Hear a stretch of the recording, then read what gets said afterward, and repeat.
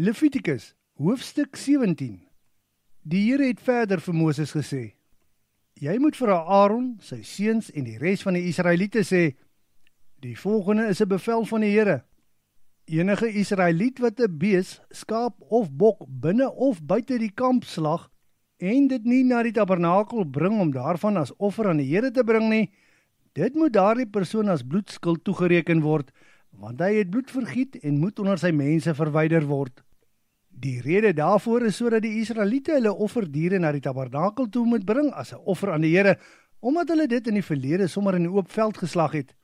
Hulle moet dit na die priester neem en dit as 'n dankoffer aan die Here slag. Die priester moet die bloed teen die altaar wat by die ingang van die tabernakel is uitgooi. Dan moet hy die vet op die altaar verbrand as 'n lieflike en aangename geur vir die Here. Die Israeliete mag nie langer hulle slagoffers slag vir die veldgode waaragter hulle aanhoreer nie.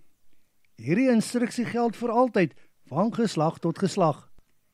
Jy moet vir hulle sê: Elke Israeliet en vreemdeling wat tussen hulle woon, wat 'n brandoffer of slagoffer bring en dit nie na die ingang van die tabernakel bring om dit daar vir die Here te offer nie, moet onder sy volk verwyder word.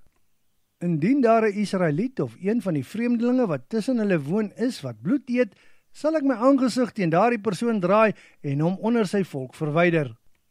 Die lewe en siel van die vlees is in die bloed. Daarom het ek dit vir julle gegee om op die altaar te gebruik en sodoende versoening te doen vir julle siele. Die bloed bewerk versoening vir die mens. Daarom het ek die Israeliete beveel: Geen Israeliet of enige vreemdeling wat tussen hulle woon mag enige bloed eet nie. Die Israeliet of vreemdeling wat onder hulle woon, wat enige wild of voël jag wat geëet kan word, moet eers die bloed van die dier laat uitloop op die grond en dan dit bedek.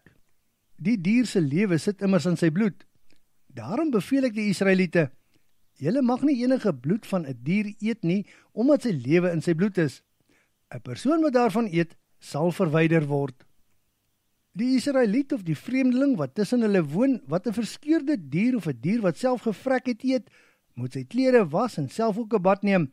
Die persoon is onrein tot die aand toe, maar sal daarna rein wees.